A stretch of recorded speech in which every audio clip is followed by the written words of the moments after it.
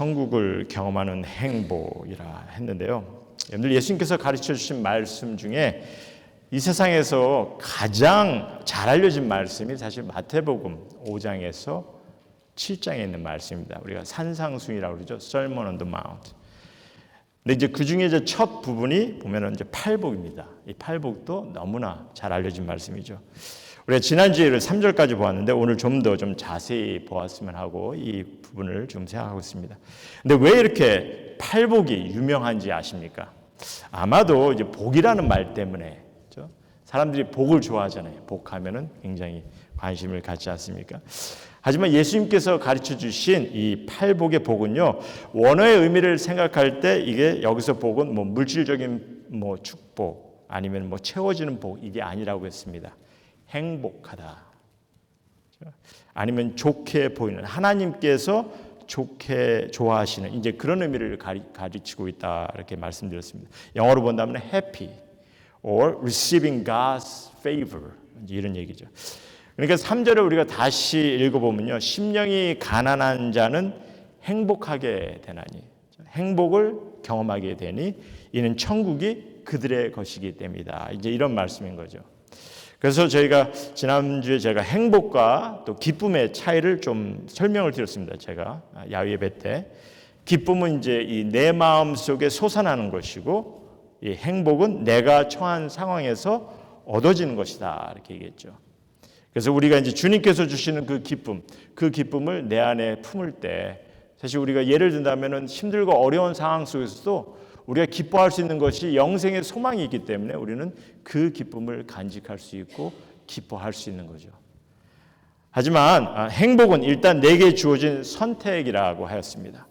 그래서 예수님께서도 우리에게 무엇을 통해 어떠한 행복을 우리가 경험할 수 있는지 이를 지금 말씀을 통해 전해주고 계신다 하였어요. 그러니까 이게 이제 구체적으로 우리가 어떠한 행복인지 저희가 계속 봐야 하는데 일단 성도님들에게 제가 좀 부탁을 드린 게 있습니다. 여러분께서 우리 성도님께서 좀 마음에 품으셨으면 하는 것이 지난주에도 말씀을 드렸지만 우리 신앙 삶에서 좀 행복하셔야 한다는 거죠. 행복하셔야 됩니다.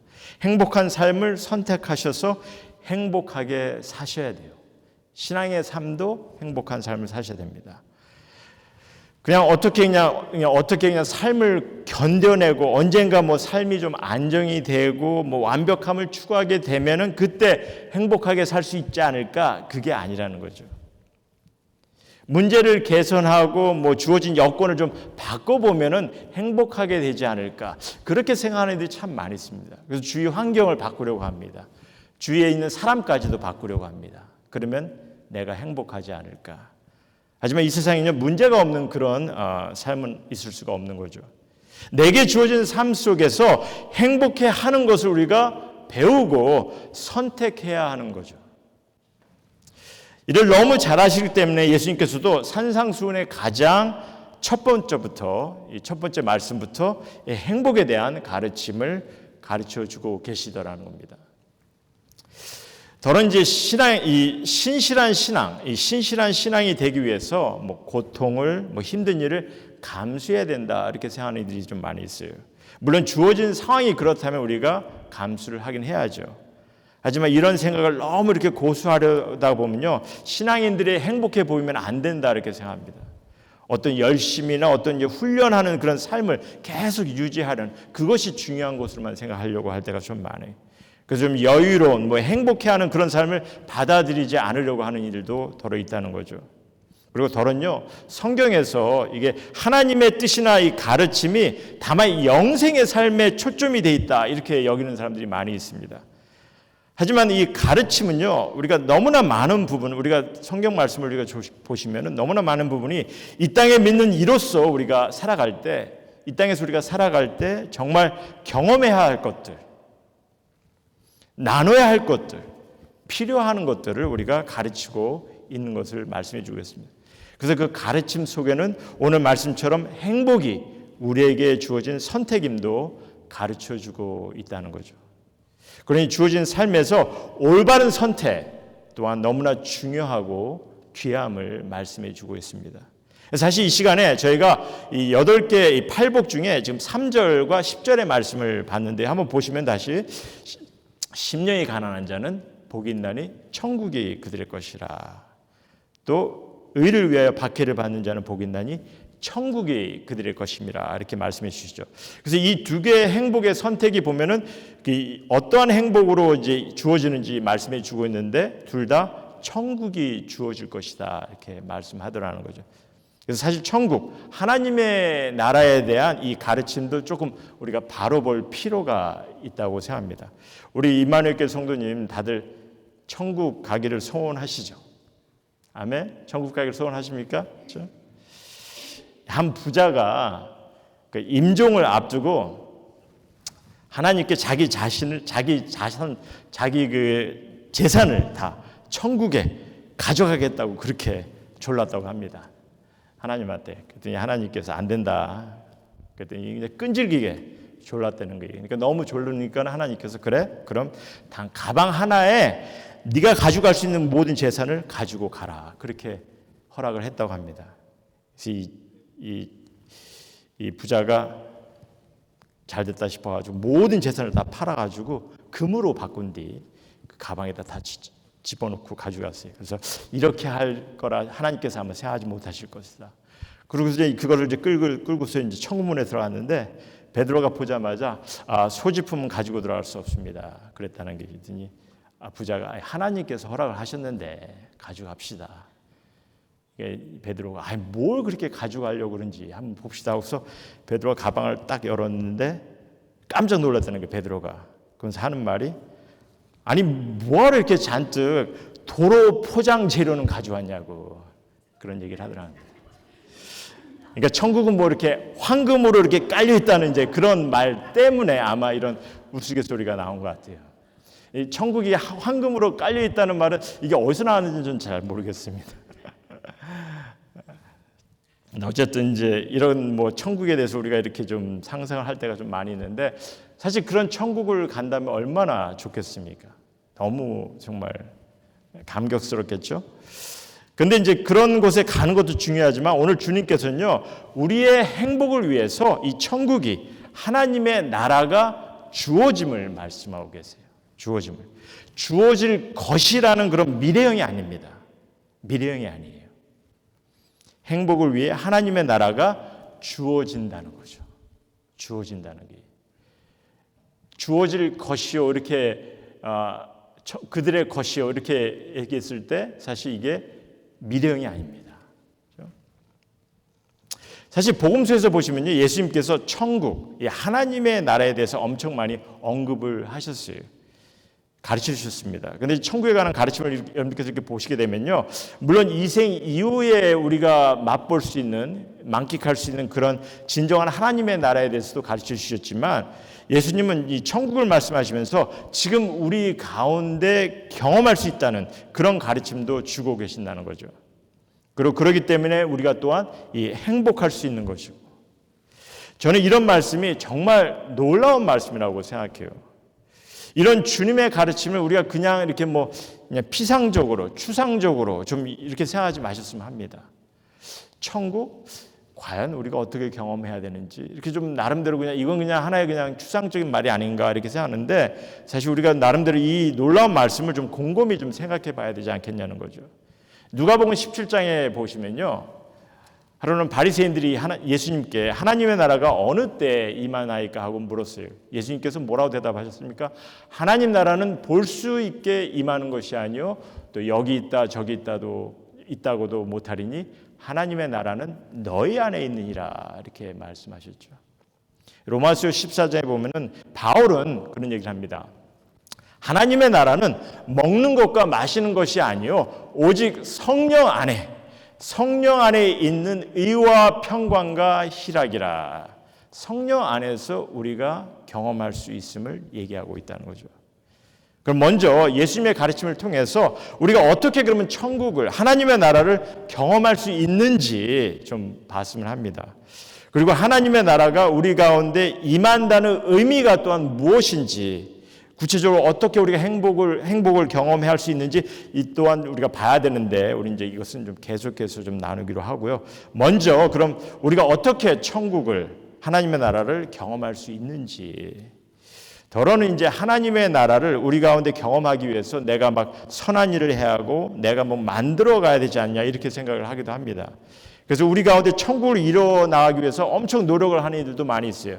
어떤 이들은 뭐 집단 공동체까지 만들지 않습니까? 공동체까지 만들어 가지고 그게 천국이다, 하나님의 나라다. 그러다 보니까 이단, 뭐 컬트, 뭐 이런 것들이 이제 이런 가르침도 나오기도 합니다. 근데 성경을 보니까 하나님의 나라는요, 내가 만들어가는 것이 아니라 경험할 수 있도록 주어진다는 거죠. 어떻게? 나의 행복을 바라는 그 선택을 통해서. 그 선택을 통해서 성령의 인도하심 가운데 내 안에 우리 가운데 하나님의 나라를 경험할 수 있도록 주어진다는 겁니다. 그래서 로마서 14장에 다시 보면 하나님 나라는 성령 안에서 누릴 수 있는 의와 평강과 희라, 기쁨이라 이렇게 전해주는 거죠. 사실 우리 인간이 아무리 좋은 건물을 짓고 뭐 그럴듯한 뭐 분위기를 자아내도 우리는 천국을 만들어갈 수가 없어요.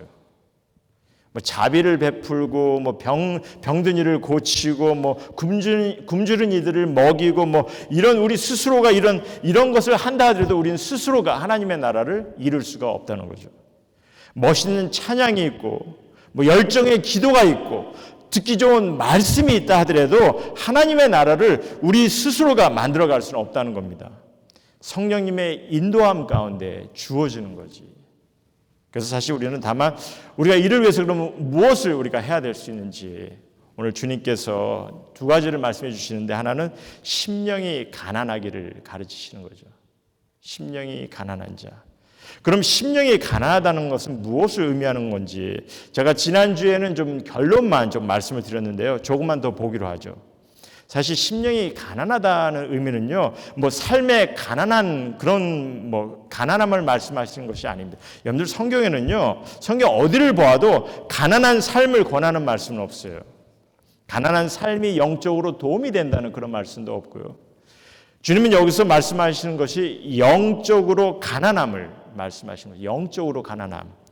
그럼 영적으로 가난하다는 의미는 무엇인지 우리 스스로 어떻게 영적으로 가난하게 우리가 할 수 있는지 더러는 이제 영적 가난의 상태를 주님 앞에 겸손한 마음을 갖는 것 이렇게 좀 설명을 하기도 합니다. 그런데 주님 앞에 겸손해지려고 하는 것이 사실 좀 어폐가 있습니다. 일단은 우리가 주님 앞에 이렇게 서게 되지 않습니까? 우리가 주님 앞에 서게 되면은 그 어느 누구도 겸손해지지 않을 수가 없다는 거죠. 한마디로 하나님께서는요, 우리를 겸손하게 만드시는 것은 일도 아니라는 게. 그러니까 이제 겸손하다는 것은요, 내가 겸손해지려고 되는 것이 아니라는 겁니다. 그러니까 이만하면 내가 겸손하겠지, 내가 좀 나아 보겠지. 이렇게 여러분들께서 그렇게 생각하는 순간 교만함이 들어올 수 있는 그것이 인간의 모습이지 않습니까? 그래서 겸손에 대한 정의를 우리가 바로 가져야 되는데 진정한 겸손은요, 뭐 스스로를 억지로 낮추려는 것이 아니라 뭐 가진 것을 뭐 감추려는 것이 아니라 진정한 겸손은요, 스스로에게 정직한 것입니다. 스스로에게 정직한 것이 없으면 없는 대로 있으면 있는 대로 나 스스로에게 솔직한 모습 그것이 겸손한 거죠. 그래서 이를 바로 인식하고 영적으로 우리가 가난해야 하는데 그럼 어떻게 할 수 있는지 쉽게 생각해서 하나님께 갈급한 마음을 갖는 것이 그것이 정말 우리가 하나님께 영적으로 가난한 모습을 갖는다 했습니다. 가난한다는 말의 의미를 좀 생각해 볼 때 가난한다는 것은요 없기 때문에 가난한 거예요. 비워있기 때문에 가난한 거죠. 그리고 이 가난한 이가 가장 구원하는 것이 뭡니까? 가난하다 보니까 채워지길 바라는 거고. 그러니까 그 채워지길 바라는 그 갈급함. 그런 말이 있지 않습니까? 이미 채워진 컵은 새롭게 채울 수가 없는 거예요. 새로운 것으로 채우기 위해서는 먼저 속을 비워야 됩니다. 비워야 돼요. 그러할 때 새 것으로 채워진다는 거죠. 그 말은 무엇보다도 먼저 우리가 채우려고만 하는 것이 아니라 잘못 채워진 것을 먼저 비우기 시작해야 돼요. 내가 비우다 보면은 갈급하게 되고 그랬을 때 영적으로 가난한 마음을 경험하게 되는 거죠. 이를 주님께서 가르치십니다. 내 삶에 주님과의 관계에서 이 장애가 되는 것을 먼저 우리가 좀 비우려고 없애려고 해야 됩니다. 내 마음에 우리가 이런 것을 없애려고 할 때 내 마음이 비워질 거예요. 근데 이제 그럼 장애가 되는 것이 무엇일까? 여러분 스스로는 알아요. 여러분 스스로가 판단해야죠. 누구보다도 본인 스스로가 잘 아니까. 그래서 여러분들이 꼭 이게 집착하는 것들을 좀 한번 훑어보시기 바랍니다. 과연 내가 무엇을 이렇게 집착하는 것인지, 그리고 이 집착하는 것이 하나님과의 관계 속에서 장애가 되는 것 같다 그러면은 조금씩 해결을 하셔야죠. 치울 건 치우고 없앨 건 없애고 바꿔야 볼 건 바꿔야 되고. 그렇죠? 그리고 그렇게 하다 보면요, 하나님을 여러분 마음에 더 진실되이 모실 수가 있습니다. 그의 말씀을 갈급한 마음으로 채울 수가 있다는 거죠. 그리고 영적 지혜를 얻게 될 것이고 이로 행복을 또 경험하게 되는 겁니다. 아마 다들 들으셨을 거예요. 파스칼이 한 말, 이런 말을 했죠. 파스칼이 우리 인간의 마음속에는 하나님께서 모양으로 이렇게 모양을 내신 그런 빈자리가 있다. 이제 그런 얘기 아마 들으셨을 거예요. 그러니까 그 하나님께서 내신 그 모양, 그 빈자리는요, 다른 것으로 채울 수가 없다는 거예요. 우리가 이걸 다른 것으로 채우려고 하면은 동그라미 모양을 네모 모양으로 이렇게 껴려고 하는 그런 모습밖에 되지 않는 거죠. 정말 하나님께서 채울 수 있도록 우리가 허락해야 되는 겁니다. 그래야 우리가 진정한 행복을 또 얻기 때문에. 심령이 가난한 것이 무조건 삶에 약해하고 부족해야 되는 것은 절대 아닙니다. 마음을 가난하게 하기 위해서 내 인격체를 억누르고 이런 것도 아니에요. 이런 행동은 스스로를 속이려는 것밖에 되질 않습니다.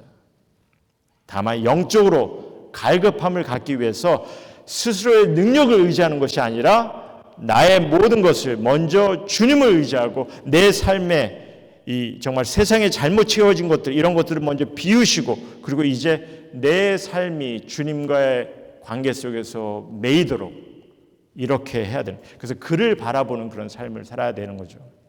잠언서에서 이런 얘기를 합니다. 우리에게 너무나 잘 알려진 말씀인데, Trust in the Lord with all your heart and lean not on your own understanding. 범사의 그를 인정하라. 그리하면 내 길을 지도하시라. 이렇게 말씀하십니다. 그래서 주님을 의지할 때, 모든 순간 주님을 의지할 때 내 마음이 주님께 더 갈급해짐을 여러분들께서 경험하게 되실 것입니다. 사실 더러는요, 무엇으로부터 이렇게 벗어나는 것으로 삶의 만족을, 삶의 행복을 경험하지 않을까 이렇게 생각합니다. 그래서 신적 존재에서 좀 우리가 벗어나면은 이 부모님, 내가 무서워했던 부모님으로부터 벗어나면은 내가 좀 행복해하지 않을까 이렇게 어리석게 생각하는 일도 참 많이 있어요. 그런데 오히려 행복이라는 것은요, 누군가를 의지하고 함께할 이가 있을 때 그때 행복한 거죠. 부부관계도 그렇지 않습니까? 보면은 잔소리나 말다툼이 없을 수는 없어요. 하지만 피차 서로 의지하고 함께할 때 그때 행복을 갖지 않습니까? 서로 매이는 것 같지만 그때가 좋을 때라는 거죠.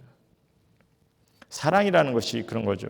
매이고 얽히는 것이며 결코 또 벗어나는 것이 아니다. 부자와 모녀 간의 관계도 그렇습니다. 매일 때가 좋은 거예요. 그처럼 하나님과의 관계도 마찬가지입니다. 하나님을 항상 내가 의지하고 내 삶이 그에게 매이게 되며 그를 바라보았을 때 진정한 행복을 경험할 수 있는 것을 우리에게 말씀해 주겠어요. 그리고 그 또한 우리에게 진정한 자유함도 경험할 수 있음을 성경 우리에게 가르치고 있는 거죠. 그래서 이를 좀 더 구체화하기 위해서는요, 우리가 말씀을 통해서 하나님께 갈급한 마음을 좀 가지셔야 합니다. 말씀에 여러분의 갈급한 마음을 향하게 하신다면은 어떤 경험을 하시게 되겠습니까? 정말 여러분들께서 이 말씀을 향해서 나의 갈급한 마음을 갖다 보면은 말씀을 더 알게 될 것이고, 말씀을 더 알아가다 보면 할수록 하나님을 알아가는 것이고, 하나님을 알아가면 갈수록 우리가 영적으로 더욱더 우리의 마음이 갈급해짐을 느끼고 또한 그러다 보면 하나님께 더 가까워지는 거죠. 내가 갈급한 하나님을 만나게 되기 때문에, 하나님의 뜻을 발견하기 때문에, 그러다 보면 내 삶에 무엇이 행복한지를 또한 경험하게 되고 발견하게 되는 거죠. 여러분은 하나님을 알아가도록 지음받은 사람입니다. 그래서 말씀을 주셨어요. 그러게 삶에 가장 필요한 것은 하나님을 알아가는 것, 이런 진리를 빨리 깨달으면 깨달을수록 여러분의 삶이 더욱 순조로워진다는 것 기억하시기 바랍니다. 그래서 하나님의 나라를 경험하기 위해서 내가 선택할 수 있는 건 무엇보다도 먼저 심령이 가난하기를 주님께서 가르치세요. 또 하나는 뭐냐면 의를 위하여 박해를 받는 것, 이것을 말씀해 주고 계시는데, 사실 이 박해라는 말은요, 이 세상적인 기준으로 볼 때 행복과 전혀 같이 갈 수 없는 거죠. 박해, 행복 같이 가지 않지 않습니까? 그럼 우리는 이런 예수님의 말씀을 우리가 받아들이고 이해를 해야 되는지, 무엇보다도 먼저 예수님께서 가르쳐 주시는 행복은 세상의 기준으로 이해할 수 있는 것이 아니라는 거죠. 그걸 여러분께서 좀 인식하셨으면 합니다. 세상의 기준으로 우리가 이것을 알려고 하면요, 놓치는 것이 너무 많아요. 일단 예수님의 가르침을 그때 당시 상황으로 우리가 이해를 해본다면은, 무엇보다도 예수님은 스스로가 인간의 구원을 위해서 희생을 감수하셨어요. 그 처참한 고통과 죽음까지 감수하셨어요. 그 이후로 그를 따르던 모든 제자들이 또한 희생을 감수했습니다. 가진 핍박을 다 받았어요. 왜? 저들이 영웅이 되기 위해서? 뭐 힘이 없어서? 아니지 않습니까? 저들은요, 무엇보다도 마음의 행복을 경험하고 있기 때문에, 그래서 의를 위해서 그 핍박을 이겨낼 수 있었고 견딜 수가 있었던 거죠. 저들의 눈에는 하나님의 나라가 명백히 드러났기 때문에, 하나님의 나라가 진정으로 저들 삶에 임하는 것을 경험했기 때문에, 저들의 삶 속에서 하나님의 나라가 주어지고 있는 것을 경험했기 때문에 이를 감수하였다는 겁니다. 그렇다면 이 현 시대를 살아가는 우리에게 있어서는 우리가 이를 어떻게 실질적으로 이를 우리가 이해하고 받아 적용을 해야 되는지, 물론 뭐 요즘 이 선교사님들이 이렇게 세계 각지에서 선교 사역을 하는데, 선교 사역을 하는 것을 보면은 뭐 박해를 받는, 핍박을 받는 이들이 많이 있습니다. 그렇다면 우리 모두가 뭐 선교사로 우리가 나가야 되는 건지, 여러분들 세계에서 가장 기독교인이 많은 이 미국에 우리가 살고 있는데, 그 의를 위해서, 이곳에서 우리가 하나님의 의를 위해서 박해받는 거 우리가 어떻게 감수할 수 있을까? 과연 우리가 이 말씀을 우리가 어떻게 이해를 해야 되는지, 일단은 박해보다는요, 의를 위해서, 하나님의 의를 위해서 해야 할 것을 하는 겁니다. 그게 중요한 거죠. 하나님의 의를 감당해 가는 거죠. 그렇기 때문에 예수님께서는 또 그런 말씀을 하시지 않습니까? 너희는 먼저 그의 나라와 그의 의를 구하라, 이렇게 말씀하신 거죠. 그럼 그의 의, 하나님의 의는 우리가 좀 실질적으로 어떻게 우리가 구해야 되는지, 사실 이제 이를 설명하기 위해서는 좀 시간이 많이 필요한데 제가 좀 간략하게만 좀 말씀드리겠습니다. 하나님의 의는 한마디로 쉽게 설명을 드려서 하나님과의 관계를 바로 세우는 거예요. 하나님께서 의롭게, 하나님께서 옳게 여기는 것을 행하는 것이 그의 의를 구하는 겁니다. 그러니까 실질적인 예를 제가 몇 가지 든다면, 복음 사역을 위해서 함께 힘쓰는 거죠. 하나님의 사랑을 나누기 위해서, 하나님께서 허락하신 그 놀라운 사랑을 우리가 나누고 경험하기 위해서, 또한 이 공동체 안에, 주님의 공동체 안에 교제를 나누고 서로 섬기며 사랑을 나누는 것, 그게 하나님의 의를 이루는 거죠. 주님을 모르는, 또 도움이 필요한 이들을 위해서 우리가 그들을 위해서 힘쓰고 기도하고 함께 힘을 모아서 이루어 나가는 것. 그래서 우리가 이를 모일 때마다, 주님의 날 사실 어떻게 보면 단 하루에 우리가 좀 모이긴 합니다만, 단 하루라도 같이 함께 행해가는 것, 그것이 그의 나라와 그의 의를 위해서 우리가 행할 수 있는 거죠. 너무 복잡하게, 너무 어렵게 생각하지 마시기 바랍니다. 우리 가정을 보면 아잖아요. 우리 가정사를 봐도 우리가 가정의 올바른 관계를 위해서 우리가 무엇을 합니까? 가정의 어떤 평화를 위해서, 가정의 생계를 위해서 열심히 일을 하고 가정 안의 사랑과 화평을 위해서 서로 같이 하고 함께 식사하고 서로 돕고 서로 섬기고 기억해주고 관심을 가져주고 도움이 필요할 때 서로 돕고 그리고 이러할 때 뭘 경험합니까? 행복이잖아요. 행복. 뭐 반드시 뭐 재미있는 뭐 그런 게임을 하고 뭐 흥을 돋는 뭐 그런 것을 해야 행복한 거 아니지 않습니까? 아마 조금 연령이 있으신 분들, 나이가 있으신 분들은 아마 다들 아실 거예요. 그렇죠? 즐거움이라는 것은 뭐 쾌락이라는 것은 늘 한계가 있어요. 하지만 내가 사랑하는 이와 그 관계가 새롭게 이어질 때 그 안에서 행복을 경험하는 거죠. 그리고 이런 흥을 돋는 것, 뭐 게임이다, 뭐 캠핑이다, 여행이다, 뭐 이런 즐거움을 찾는 이런 모든 것들도 사실 무엇보다도 관계가 바로 세워져야 또한 즐겁고 행복해질 수 있는 거 아닙니까? 귀한 사랑의 관계를 세우는 그 자체가 먼저 행복을 경험해야 되는 거죠. 근데 문제는 신앙 삶에서 보면은 많은 경우 이런 관계 세움을 주님의 교회 안에서 서로 섬기고 서로 하나님의 사랑을 나누고 서로 관계를 세워나가는 이런 일들을 요즘은 보면 점점 이것을 무시하고 또 관심조차 잃어버린 경우가 좀 많이 있습니다. 왜 그렇습니까? 사실 이에 대한 정말 하고 싶은 말은 많지만 사실 이제 교회의 본질에 대한 많은 이런 잘못된 오해, 잘못된 이해 때문이라고 저는 봅니다. 그래서 저는요 특별히 말씀을 전하는 사역자로서 우리 임마누엘 교회가 이 부분에 있어서는 조금 바로 세워졌으면 하는 거죠.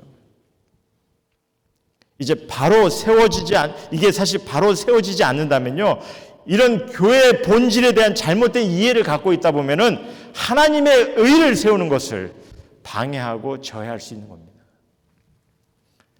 박해도 될 수 있어요. 그렇다고 우리 임마누엘 교회 성도님들이 지금 뭐 잘못된 이해에 빠져 있다 뭐 그런 말씀은 아닙니다. 제가 보는 것은 그래도 제가 너무나 감사한 것은요. 우리 임마누엘 교회 성도님들은 그래도 모두 행복한 신앙인의 삶을 지금 추구하고 있고 또한 경험하고 계심을 믿고 있습니다. 얼마나 감사한지 몰라요. 다만 우리 성도님께서 이렇게 말씀을 통해서 또한 좀 더 우리가 확인하고 또한 이 섬기시는 일에 좀 믿음의 확고함을 좀 여러분들께서 잘하고 계심을 좀 믿으시고 계속 이런 신앙의 삶을 정진해 가셨으면 하는 그런 마음으로 이 말씀을 또 나누고 있는 거죠. 정말 이 교회가 모일 때마다 그래서 예배를 드릴 때마다 교제를 나눌 때마다 우리가 하나님의 나라를 천국을 경험하는 그런 주님의 교회가 되도록 함께 협력해 가기를 소원하는 겁니다. 물론 계속해서 우리가 정말 하나님의 나라를 경험한다는 것이 구체적으로 어떤 의미인지 또한 계속 나누기로 하겠는데요. 이 시간에는 먼저 우리가 하나님의 나라를 경험하기 위해서 우리가 신앙의 행복을 경험하기 위해서 일단 주님께서 내게 주어진 두 가지를 좀 우리가 해야 될 선택 두 가지를 좀 나눴습니다. 그래서 이제 말씀을 좀 정리하고자 하는데 예수님 분명 우리가 이제 원어로는 이제 보지 못했는데요. 우리 다시 한번 마태복음 좀 돌려주시기 바랍니다. 여러분들 마태복음 이 5장에 있는 말씀 보면요. 심령이 가난한 자들 이렇게 얘기합니다. 복수예요, 복수. 심령이 가난한 자들, 의를 위하여 박해를 받는 자들 이렇게 말씀하세요. 그러니까 신앙의 공동체 안에서 함께하는 이들을 향해 주신 말씀이라는 거죠. 신앙의 공동체 안에서 함께하는 이들을 향해 주신 말씀입니다. 함께 주님을 향해 간절함을 갖고 함께 하나님의 의를 위해서 관계를 세워가는 그런 이들에게 주시는 말씀이라는 겁니다. 그래서 이렇게 함께하는 이들 가운데 행복을 경험하게 됨을 또 말씀해 주시는 것이고요. 스스로 혼자 겸손해질 수 없다 하였습니다. 여러분 혼자서 나 겸손할래 암만 소리쳐도 그 겸손 알아줄 사람 아무도 없어요. 하나님께서는 더 아니고요. 하나님의 의를 세우는 것도 마찬가지인 거죠. 혼자 관계를 세워갈 수 없다는 거 여러분들 너무나 잘 아시잖아요. 그러니까 행복 또한 혼자 경험할 수 없다는 겁니다. 혼자 경험할 수 없는 거예요. 주님을 향해 간절함을 품는 거, 하나님의 의를 위해서 관계를 세우고 복음의 사역을 감당하는 거, 그래서 행복을 경험하는 거, 하나님의 나라를 경험하는 거, 그 어느 것도 혼자의 신앙으로 이뤄갈 수 없다는 게 다 아시지 않습니까? 그러니 이 행복함도 함께 경험해야 되는 겁니다. 주님이 이를 소원하세요. 그리고 우리 이런 행복을 경험하고 나눔을 통해서 또한 이렇게 정말 교회 안에서 이런 행복을, 이런 사랑을 나누고 경험함을 통해서 정말 주님께서 주신 말씀처럼 세상의 빛과 소금의 역할 또한 감당할 수 있는 거고요. 혼자서 세상의 빛과 소금의 역할을 감당할 수 있다? 불가능합니다. 세상의 기준으로는 사실 이해가 안 되고 때로는 비난 소리를 들을 수도 있어요. 교회가 요즘은 우리 교회 요즘 교회가 세상 사람들이 보기에는 좀 우리의 예배, 우리의 모임, 우리의 이 세상 사람들이 볼 때는요, 이게 손해 보는 장사 같기도 하고 그렇죠? 어리석은 모습 같기도 하고 그럴 때가 많이 있죠. 그래서 보면 요즘 교회가 좀 세상 눈밖에 나는 경우도 많이 있는데 그런데 우리가 그 안에서 이 행복함마저 경험하지 못한다면은 진정한 사랑을 경험하지 못한다면은 과연 뭘 보여줄 게 있냐는 거죠. 그러니 진정한 행복의 선택을 위해서 하나님의 나라가 내 삶에 임하는 것을 경험하기 위해서 우리는 한 마음이 돼서 하나님께 향한 우리의 갈급한 마음을 갖겠노라. 하나님께서 허락하신 그 의를 함께 이루어가겠노라. 그런 선택 우리에게 너무나 필요함을 여러분들께서 기억하시고 좀 함께 이를 이루어가기를 좀 소원합니다. 행복을 주제로 논문을 써서 박사학위를 받았다 해도 그 사람이 반드시 행복한 것은 아닙니다. 정작 중요한 것은요, 무엇에 관해 많이 아는 것보다는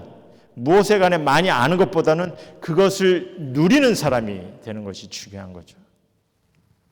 행복은 이론이 아니고 실제적인 선택이며 이를 주님께서 약속하셨습니다. 이를 좀 함께 경험해 갑시다. 함께 행복합시다. 아멘.